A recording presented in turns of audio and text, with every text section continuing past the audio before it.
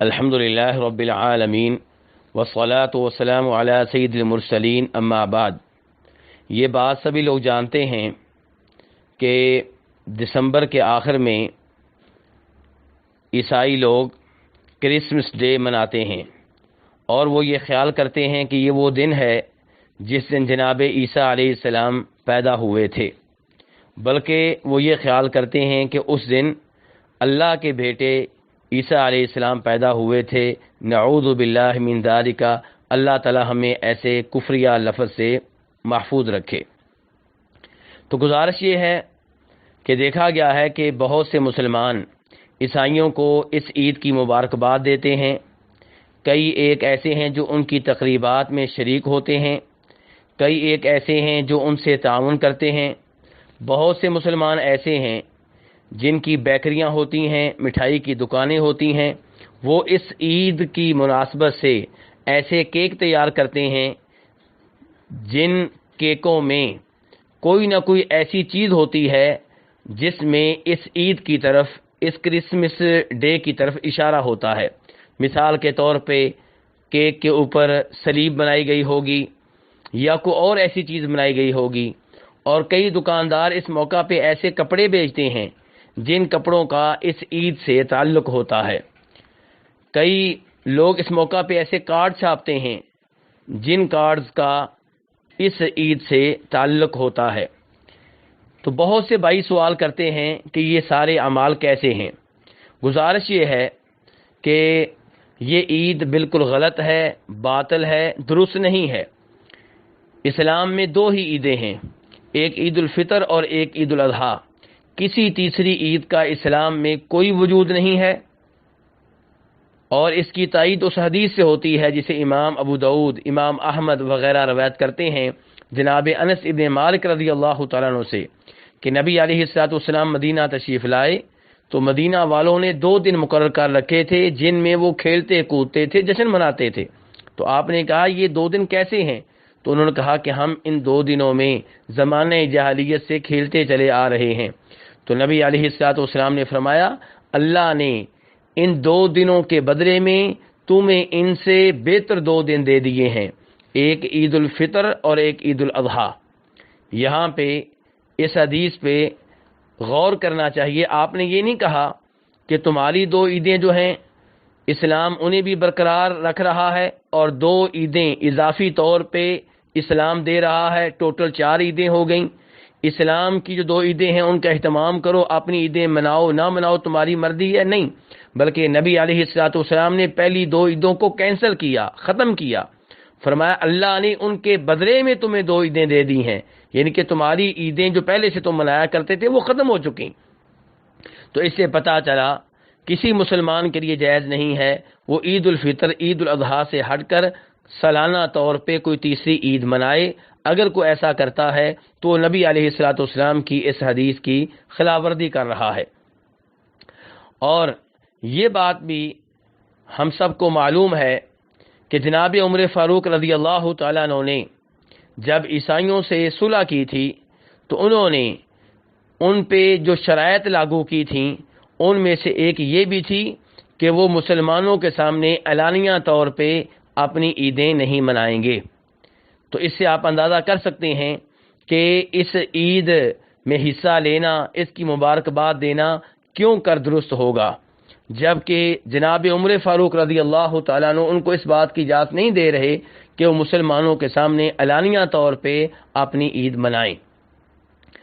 تیسرے نمبر پہ یہ گزارش کرنا چاہوں گا کہ امام ابن قیم رحمہ اللہ اپنی مشہور و معروف کتاب احکام اہل الذمہ میں یہ لکھتے ہیں کہ جو کفر کے شاعر ہیں، جو انہی کے ساتھ مخصوص ہیں، ان کی مبارکباد دینا بالاتفاق حرام ہے۔ مثال کے طور پہ کوئی کافروں کو ان کے عید کے موقع پہ عید کی مبارکباد دیتا ہے اور کہتا ہے کہ عید مبارک، تو یہ بالکل غلط ہے، یہ حرام ہے۔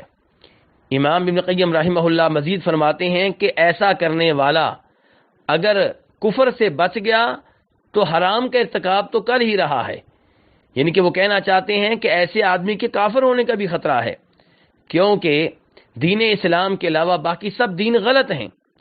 ان دو عیدوں کے علاوہ باقی سب عیدیں غلط ہیں. جب آپ ان کو ان کی عید کی مبارکباد دیتے ہیں تو یہ کفریہ کام کے اوپر آپ مبارکباد دے رہے ہیں. آپ کہنا چاہتے ہیں کہ جو عید آپ منا رہے ہیں بالکل صحیح ہے, ہم بھی اسے مانتے ہیں اور یہ اللہ کے مطابق ہے, شریعت کے مطابق ہے.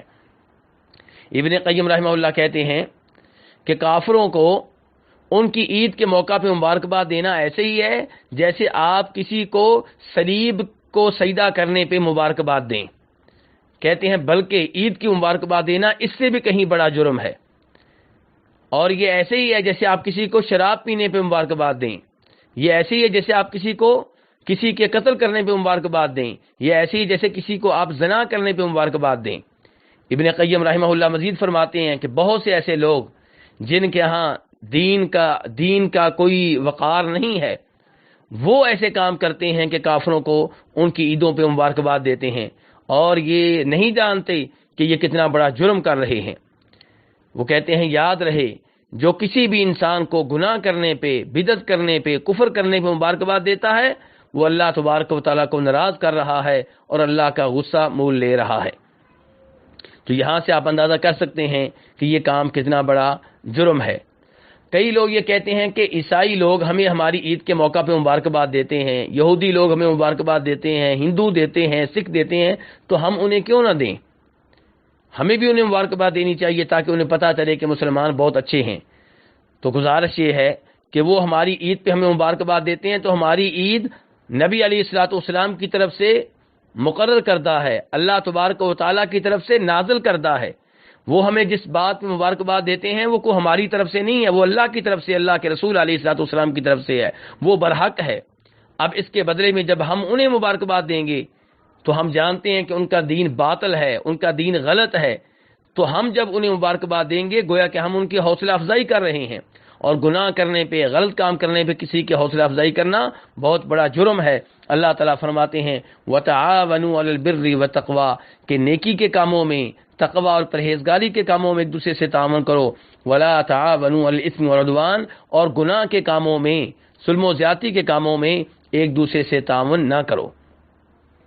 یہ اس لحاظ سے بھی غلط ہے کہ نبی علیہ الصلوۃ والسلام فرماتے ہیں ابو داؤد شریف کی صحیح حدیث میں من تشبہ بقوم فہو منہم جو کسی قوم کی مشابہت کرتا ہے وہ انہی میں سے ہے.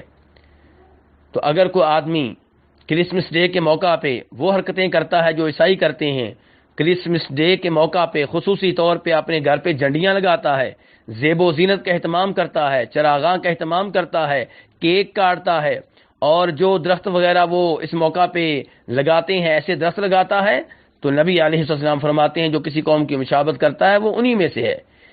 تو اس سے آپ اندازہ کر سکتے ہیں کہ یہ کام کتنے خطرناک ہیں اور کتنے غلط ہیں. تو اس لیے اس عید کے موقع پہ عیسائیوں سے تعاون کرنا بھی جائز نہیں ہے, مبارکباد دینا بھی جائز نہیں ہے کہ جائے کہ ان کی تقریبات میں شریک ہوا جائے, ان کے ساتھ مل کر اس موقع پہ کیک کاٹے جائیں. جناب عمر فاروق رضی اللہ تعالیٰ عنہ فرمایا کرتے تھے کہ مشرکوں کی جب عید ہو تو ان کی عید کے موقع پہ ان کے گرجا گھر میں, ان کے چرچ میں جانے سے اجتناب کرو کیونکہ اس موقع پہ ان پہ رب کا غضب نازل ہوتا ہے. اس روایت کو امام بہقی وغیرہ نے روایت کیا ہے. تو خلاصہ کلام یہ ہے کہ کافروں کو ان کی عید کے موقع پہ مبارکباد دینا بہت بڑا جرم ہے, بہت بڑا گناہ ہے. ایسے کاموں سے دور رہنا چاہیے. اسلام کافروں سے تعاون کرنے کی اجازت دیتا ہے لیکن وہ تعاون جس کا تعلق ان کے دین سے نہ ہو. مثال کے طور پہ کسی کافر کو آپ سے قرضہ کی ضرورت ہے مکان بنانے کے لیے, گھر بنانے کے لیے, آپ قرضہ دے سکتے ہیں. کوئی کافر گاڑی میں داخل ہوا اور آپ سیٹ پہ بیٹھے ہیں اور وہ کھڑا ہے اور وہ بوڑھا ہے یا بچہ ہے یا کوئی عورت ہے, تو آپ اپنی جگہ سے اٹھ کر اسے بیٹھنے کا موقع دے سکتے ہیں. ان سے تعاون کرنے میں کوئی حرج نہیں ہے. وہ کافر جو سادہ کافر ہیں, جو مسلمانوں پہ ظلم نہیں کرتے, مسلمانوں کی قتل و غارت میں حصہ دار نہیں ہیں, ان سے اچھا تعاون کرنے میں کوئی حرج نہیں ہے. لیکن وہ تعاون جس کا تعلق ان کے دین سے ہو, وہ تعاون جو شریعت کے منافی ہو, اس کی بالکل اجازت نہیں ہے. اللہ تبارک و تعالی ہمیں ایسی حرکتوں سے، ایسے اعمال سے، ایسے اقوال سے دور رکھے جن کی وجہ سے رب ناراض ہو جائے، جن کی وجہ سے رب کی طرف سے لعنتیں نازل ہوں۔ وصلی اللہ تعالی علی نبیہ محمد وآلہ وصحبہ اجمعین۔ الحمد للہ رب العالمین والصلاة والسلام علی